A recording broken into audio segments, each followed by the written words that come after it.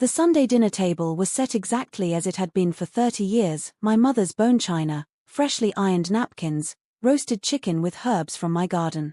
But tonight, the atmosphere felt different. My son David and his wife Jennifer sat stiffly across from me, their faces tight with forced smiles. My grandson Mason, all 9 years of ego and entitlement, kicked the table leg rhythmically while playing on his phone. "Mom," David began, clearing his throat. "We need to talk about Thanksgiving." I took a sip of water, saying nothing. Jennifer leaned forward, her voice honey-sweet but edged with desperation. "We were thinking it might be nice to host this year. You know, give you a break from all the cooking." "That's thoughtful," I said calmly, passing the green beans. "But I've already made other plans." The silence that followed was profound. David's fork clattered against his plate. "Other plans? What other plans?" "I'm spending Thanksgiving in Charleston. I've rented a cottage by the water for the month." I dabbed my lips with my napkin. "In fact, I'm leaving next Monday." "A month?" Jennifer's voice pitched higher. "But what about Mason's birthday? What about Christmas shopping? You always take him to get his presents." I looked at my grandson, who hadn't glanced up from his screen once during dinner. "Mason is very capable of shopping with his parents." "Mom, this is ridiculous." David's face flushed red. "You can't just disappear for a month. We need you." I stood, began clearing my plate. "I've been thinking a lot about what you told me 3 weeks ago, David. You said Mason was just playing when he struck me across the face. That it didn't matter because boys will be boys." I turned to look at them both. "So I decided to start playing too. And my game is called establishing boundaries." Jennifer's face went pale. David's mouth opened and closed like a fish. "The locks will be changed Tuesday," I continued, my voice steady as a heartbeat. "The key you have will no longer work. If you need me, you can call. I may or may not answer." Mason finally looked up from his phone, confusion flickering across his face.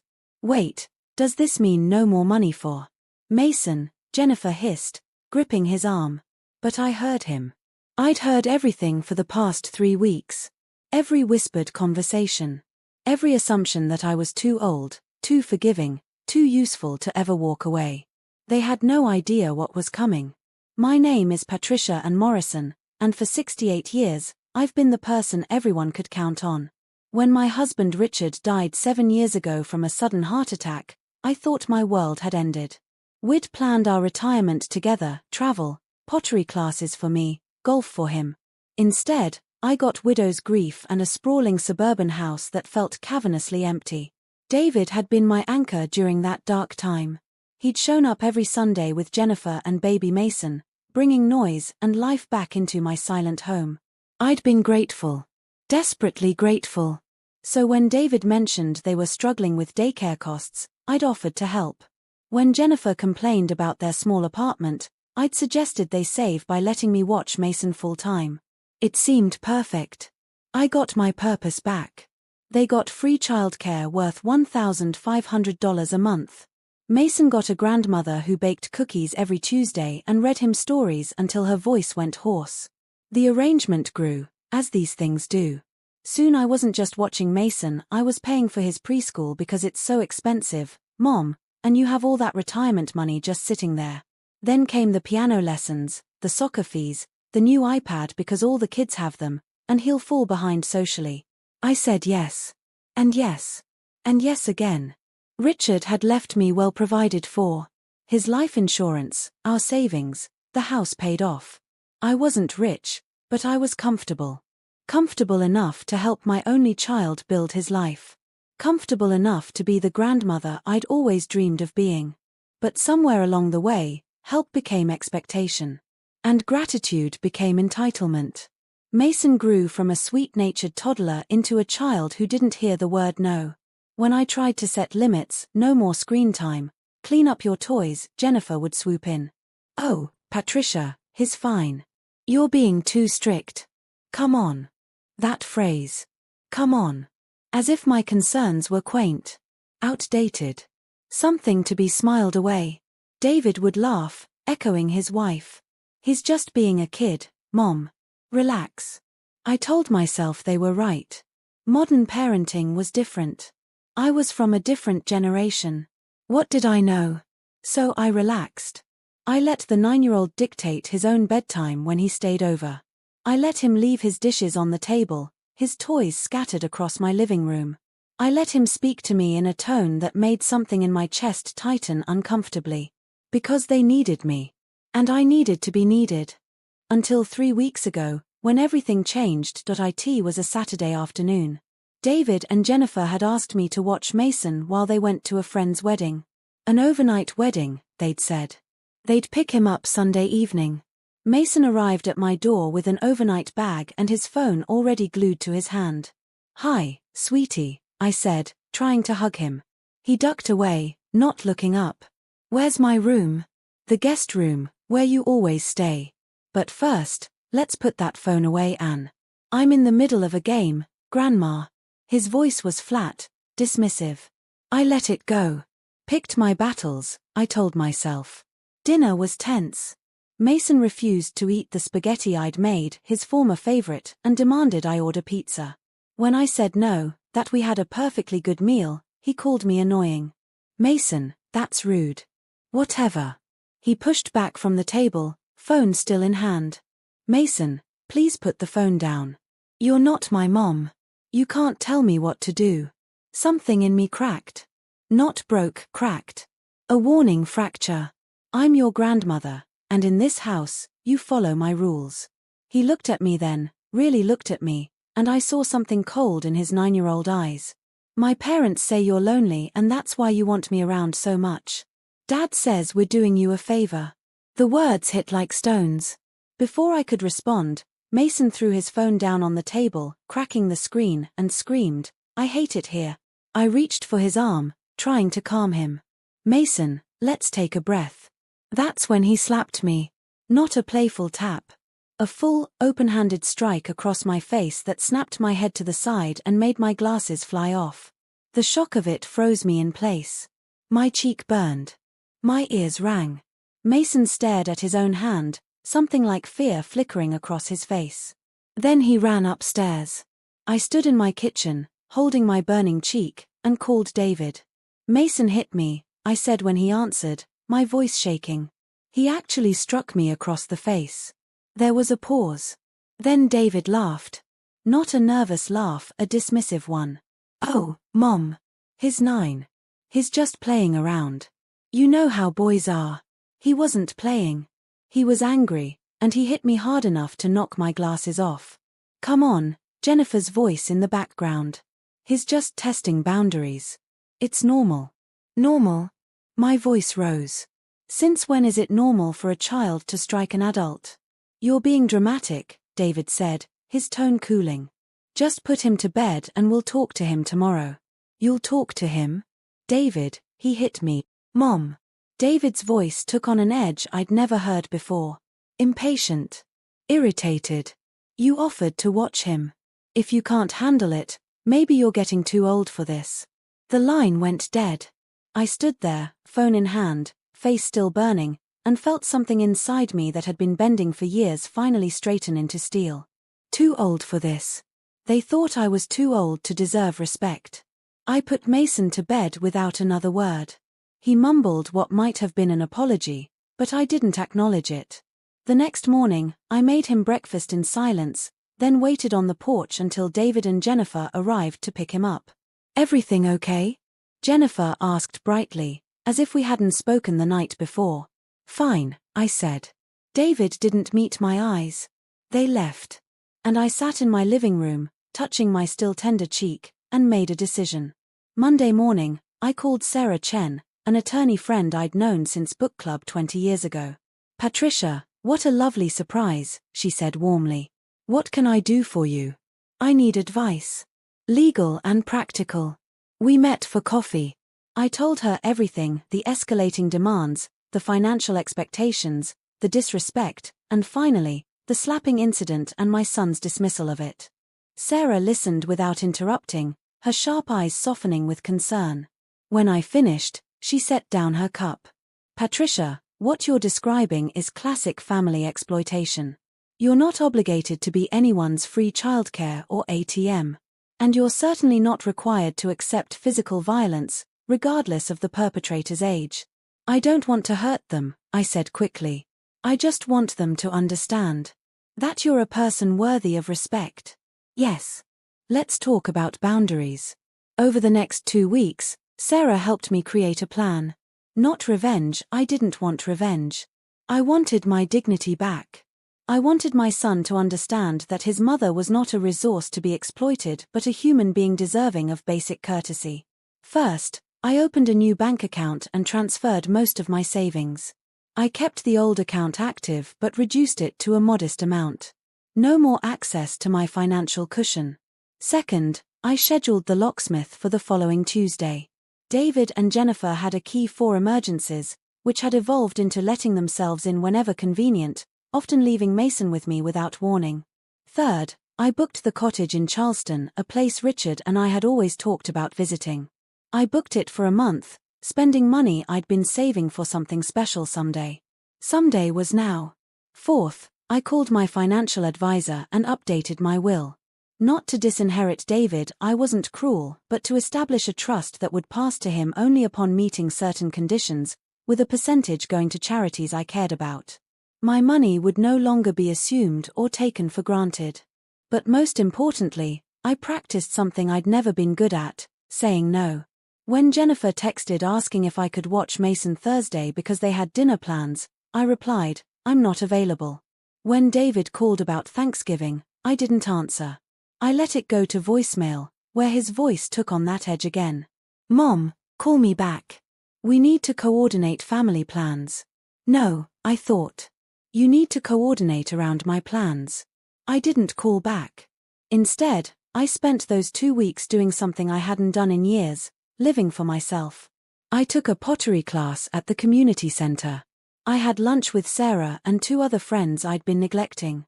I bought new clothes, not practical grandmother clothes, but things I actually liked. A red dress.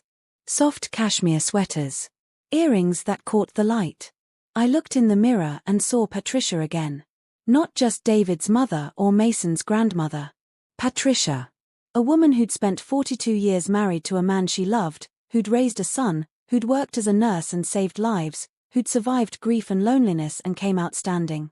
A woman who deserved respect. The texts from Jennifer increased. Patricia, we really need to talk about Mason's schedule. Patricia, are you okay? You've been so distant. Patricia, David's worried about you. I responded only once, I'm fine. Taking some time for myself. Her reply came immediately. Come on, Patricia. This isn't like you. I smiled at my phone. She was right. It wasn't like me. The old me was gone. Which brought me to tonight's dinner. The Sunday ritual I'd maintained for decades. I'd texted them Thursday, Sunday dinner. 6 p.m. We need to talk. They'd come, probably assuming I was ready to apologize for my distance. Ready to resume my role as the accommodating grandmother who paid for piano lessons and never set boundaries. Now, standing in my kitchen with dirty dishes in hand, I watched the realization dawn on their faces. Mom, you can't just leave, David said, standing abruptly. What about Mason's doctor appointments? What about? Mason's doctor appointments are your responsibility. I'm his grandmother, not his parent. But I've always done too much. And you've always let me. I set my plates in the sink. For 7 years, I've provided free childcare, paid for extracurriculars, given money whenever you asked. And in return, I got come on and his just playing when your son struck me in the face. Oh my God, are we back to that? Jennifer's voice turned shrill. He's a child. He didn't mean it. He meant it. And you taught him it was acceptable by dismissing it.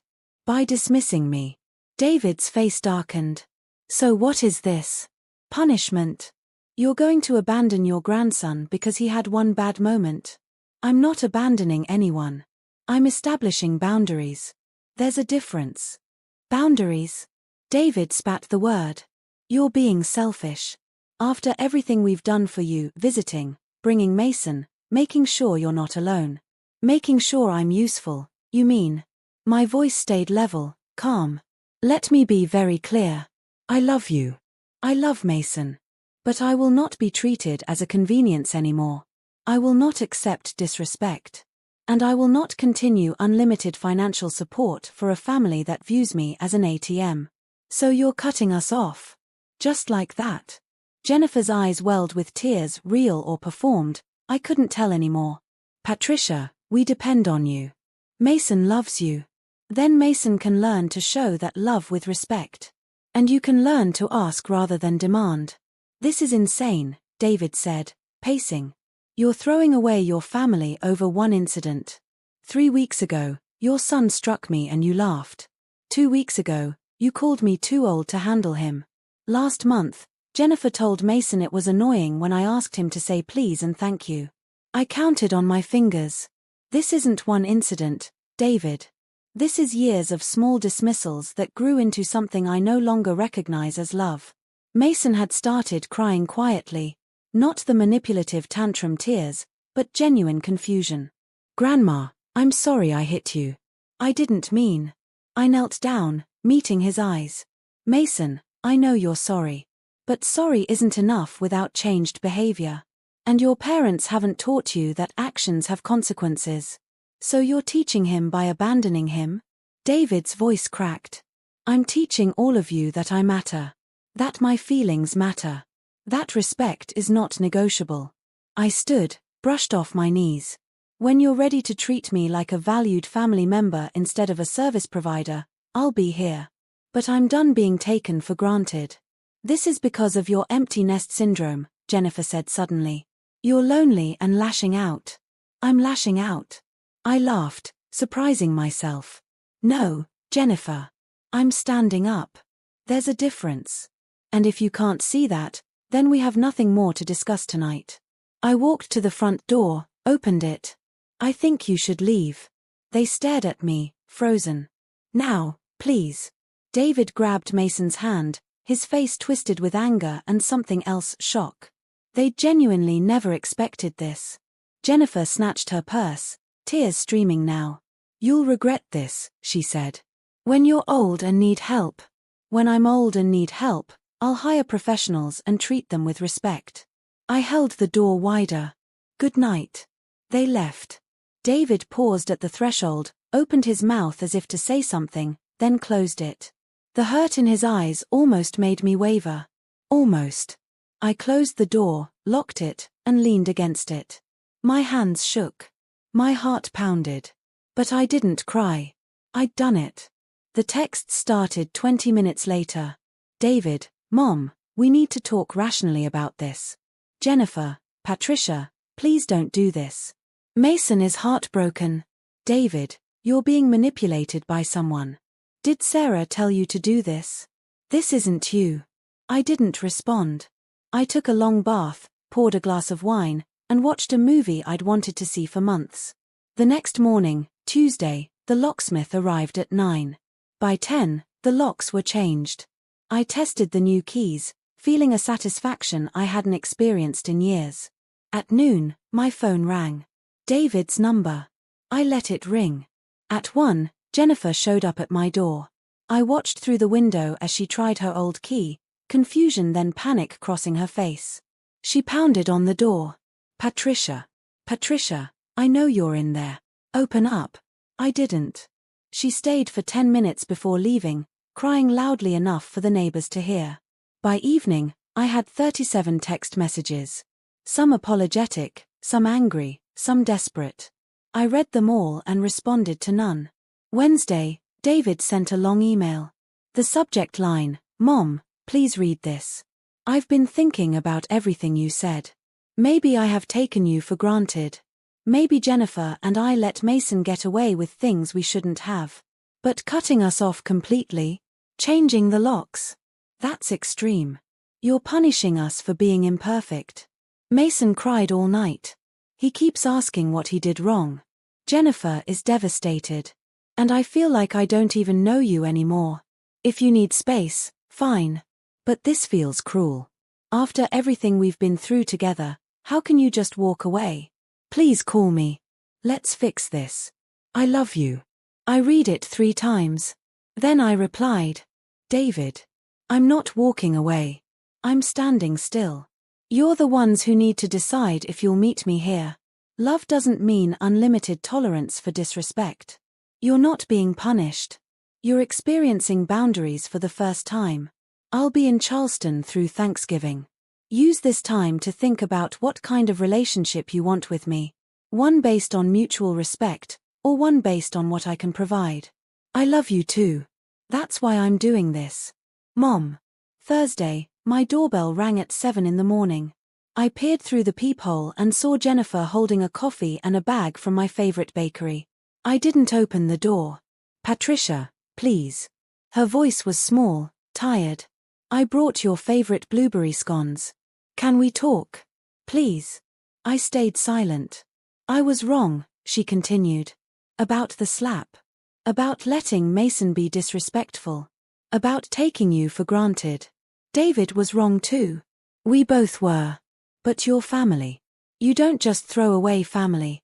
I opened the door a crack, chain still on. Jennifer's face lit up. Oh, thank God. You don't throw away family, I repeated. You're right. So why have you been treating me like I'm disposable? Her mouth opened, closed. I didn't mean. But you did. You meant it every time you said come on instead of listening. Every time you assumed I'd be available. Every time you let Mason treat me like the help. We'll fix it. I promise. Just please don't leave for a month. Mason needs you. Mason needs parents who teach him to respect his elders. That's not my job. It's yours. Patricia. I'll see you when I get back. Maybe. If you've learned to call first. I closed the door. I heard her crying on my porch for 5 minutes before she left. Friday, I loaded my car. Saturday, I cleaned the house and left instructions for the lawn service. Sunday, I drove away from my suburban prison and toward the ocean.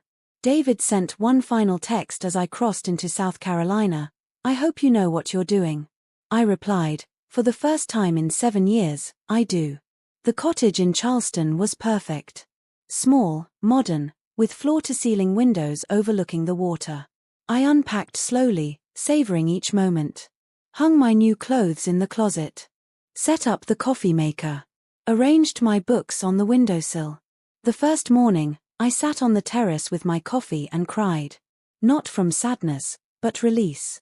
The kind of crying that washes clean. I'd spent 7 years trying to earn love by being useful.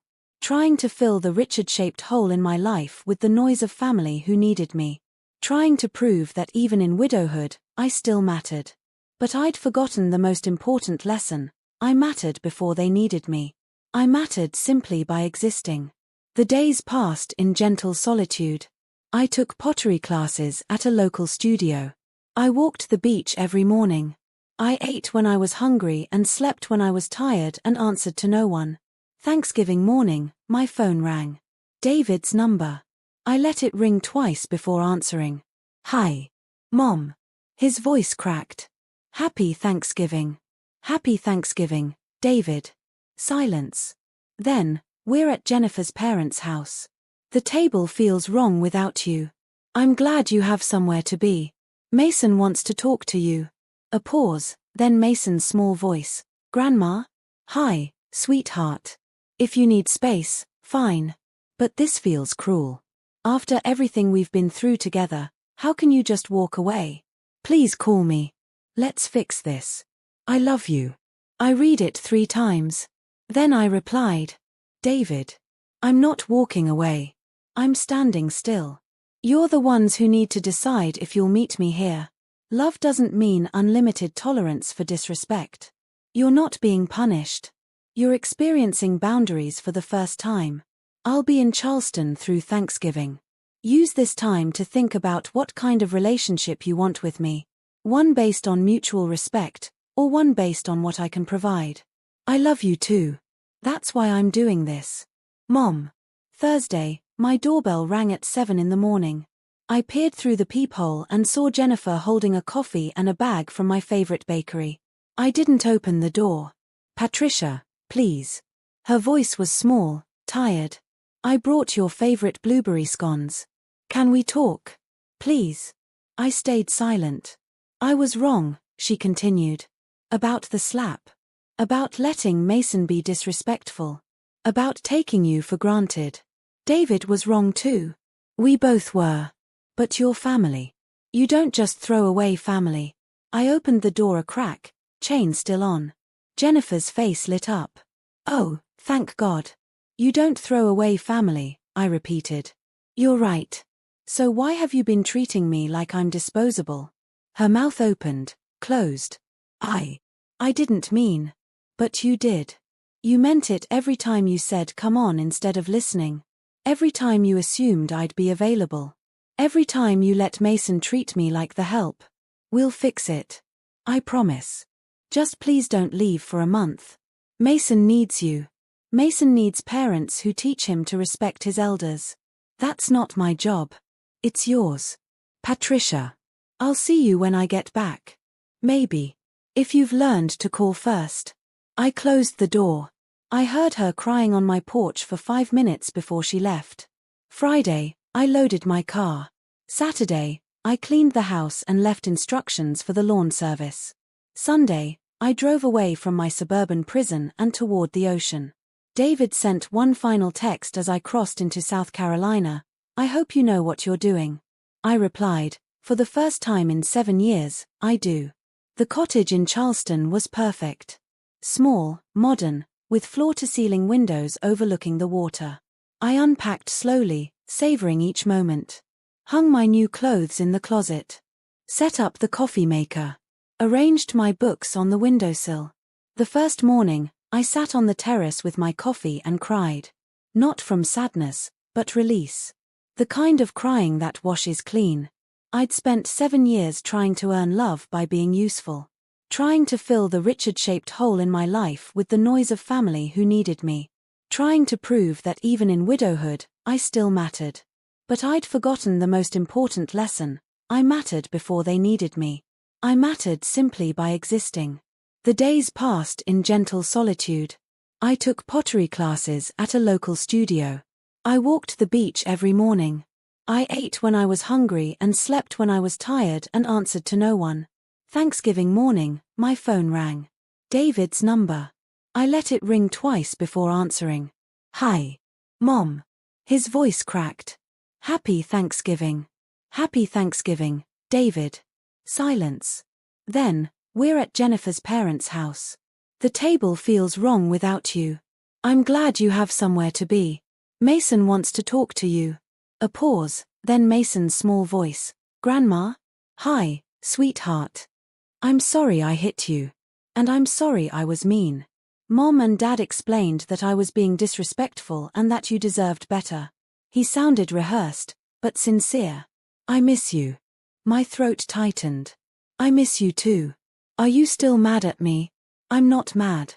I'm teaching you an important lesson. People who love you still deserve your respect. Especially people who love you. Can I earn it back? Your respect. Smart kid. Yes. But it takes time and changed behavior. Not just words. Okay. He sniffled. I'll try. I promise. That's all I ask. David got back on the line. Mom, can we visit? After you get back. On your terms? Yes. But call first. And understand that I'm not going back to the way things were. I know. I'm sorry. For all of it. You were right. We treated you like you existed to serve us. That wasn't fair. No, it wasn't. Can you forgive us? I looked out at the ocean, at the morning light dancing on the water. I already have. But forgiveness doesn't mean forgetting. And it doesn't mean no boundaries. I understand. We talked for 30 more minutes. Really talked, in a way we hadn't in years. About his struggles at work, about Jennifer's stress, about their fear of failing as parents. About my loneliness after Richard's death and how I'd lost myself in being needed. When we hung up, I felt lighter. The month in Charleston became my rebirth. By the time I drove home, I'd made friends with other retirees, joined a book club, and signed up for weekly pottery classes back home. I'd learned that I could be happy alone. That solitude wasn't the same as loneliness. I'd learned that sometimes the greatest act of love is standing firm. David and Jennifer visited 2 weeks after I returned. They called first. They brought flowers. Mason had written me a card. "I'm sorry, Grandma. I'll do better. Love, Mason." We had coffee in my living room, my newly reclaimed space that no longer felt like Grand Central Station. "We've started family counseling," Jennifer said quietly, "to work on communication and boundaries." "That's good. And we want to pay you back. For the piano lessons, the soccer fees, all of it. I don't want repayment. I want respect." "You have it," David said, meeting my eyes. "You always deserved it. I just forgot. We're rebuilding now. Slowly. I see Mason once a week, on scheduled visits. He's more polite, more thoughtful. Still 9, still testing, but different. Better. They still need help sometimes. And sometimes, I give it. But on my terms. With boundaries.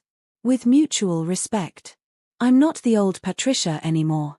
I'm not the grandmother who says yes to everything, who martyrs herself for family peace, who confuses being used with being loved.